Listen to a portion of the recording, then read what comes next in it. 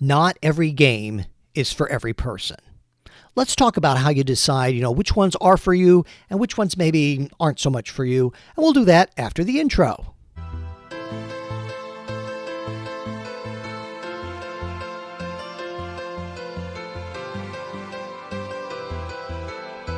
Hi, this is John from Sharp Mountain Games, and there are hundreds, maybe thousands of RPGs out there. But the really great part about this hobby is you get to decide which games you want to run and which games you don't want to run. Now, we'll talk about playing in different games just a little bit later, towards the end of the video. And it's sort of like musical taste. There's just no 100% right or wrong answer here. However, there probably are right or wrong answers for you as a game master in terms of which games you want to run. So in this video, we're going to talk about, how do you decide? How do you decide, which games are the ones that are going to be fun for you to run and which ones may be less so? So let's just talk about some factors. Time, and a lot of this has to do with stage of life.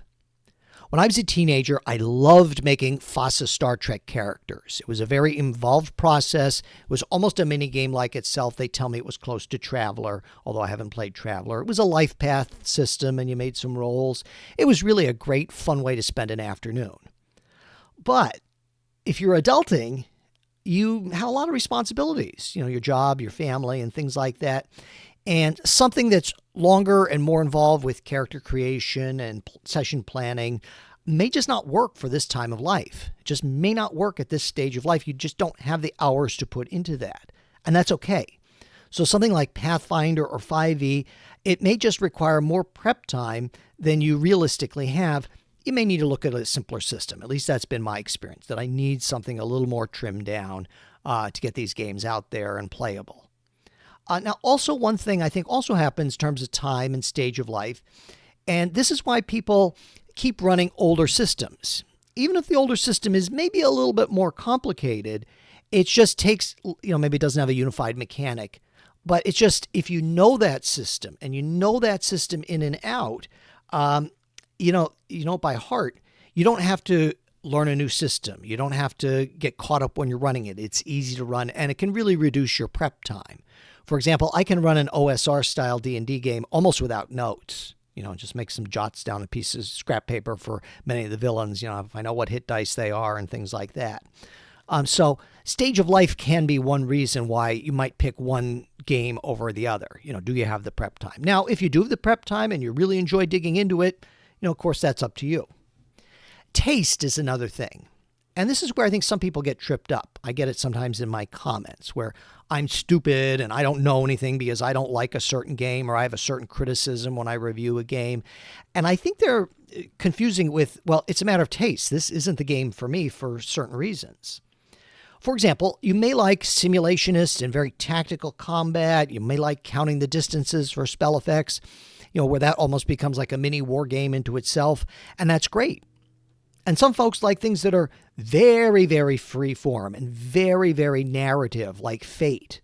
And I would bet a lot of us fall somewhere in the middle there. But those are a matter of tastes. Fate may not be for you, or something, like it's very, very tactical may not be for you or may not work. Maybe you just don't like the dice mechanic. There's some overly complicated dice mechanics out there that I've seen, even in some modern systems. They may have a unified mechanic, but you're building odd dice pools and things like that. And maybe that's fun, and maybe it's not for you. It's a taste thing.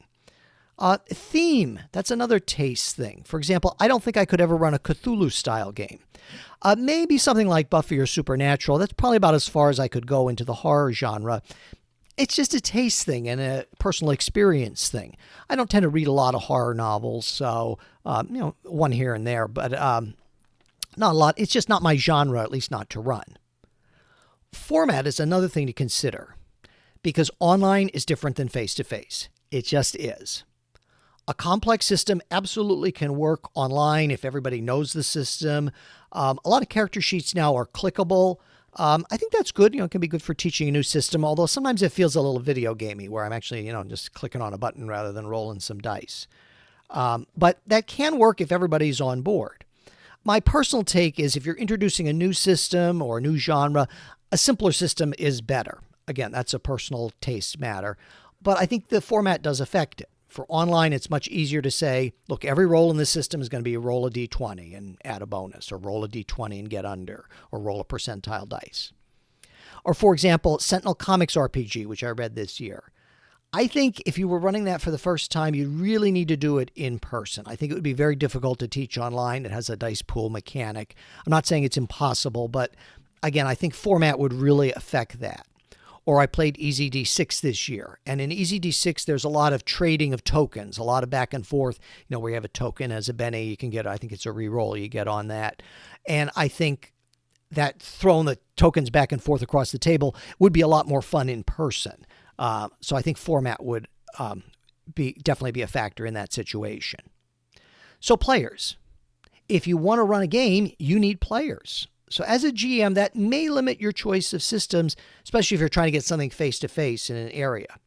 Although I still encourage folks not just to limit yourself. Please do not limit yourself. Say, well, I have to run the current game, the big game, the one I mean, just because otherwise I'll never get anybody to play. No, I wouldn't do that. I would just simply say, hey, I'm offering a fantasy game. It's like the big game, but run whatever rule set you're comfortable running.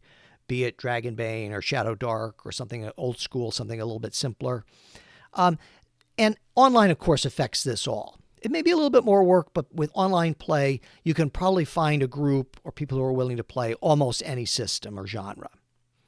Now, I've only talked about running games up until this point. So let's talk about playing. So maybe you found a system that you really like to run, and that's great. And you have players who will play with you.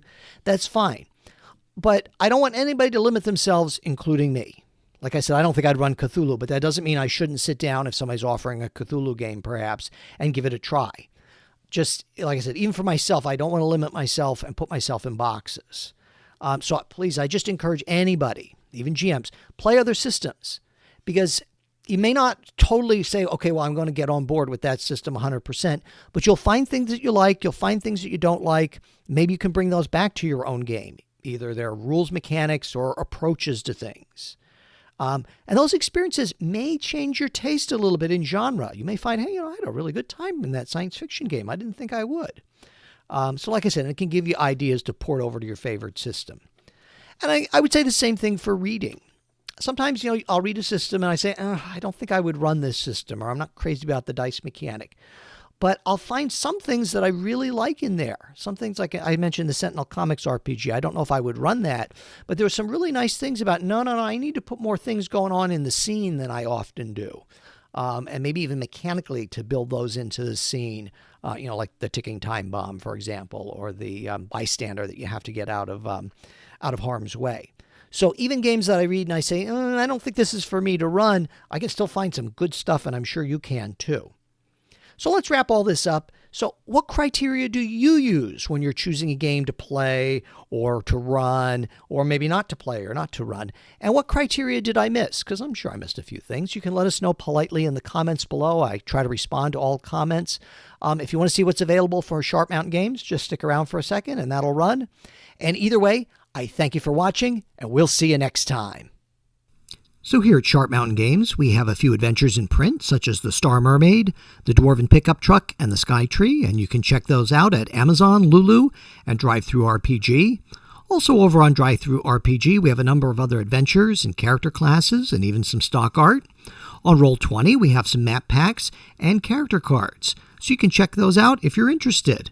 And as always, please like and subscribe, and we hope to see you again real soon.